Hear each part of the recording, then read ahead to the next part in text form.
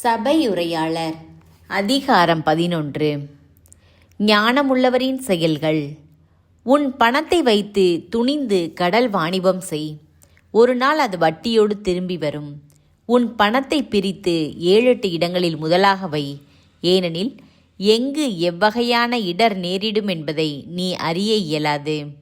வானத்தில் கார்முகில் திரண்டு வருமாயின் ஞாலத்தில் மழை பெய்யும். மரம் வடக்கு நோக்கி விழுந்தாலும் தெற்கு நோக்கி விழுந்தாலும் விழுந்த இடத்திலேயேதான் கிடக்கும். காற்று தக்கவாறு இல்லை என்று காத்து கொண்டே இருப்போர் விதை விதைப்பதில்லை. வானிலை தக்கபடி இல்லை என்று சொல்லிக்கொண்டே இருப்போர் அறுவடை செய்வதில்லை. காற்றின் போக்கையோ கருவுற்ற பெண்ணின் வயிற்றில் உயிர் வளரும் வகையையோ நீ அறிய இயலாது. அவ்வாறே அனைத்தையும் செய்கிற கடவுளின் செயல்களையும் உன்னால் அறிய முடியாது. காலையில் விதையை தெளி, மாலையிலும் அப்படியே செய். அதுவோ இதுவோ எது பயன் தரும் என்று உன்னால் கூற முடியாது.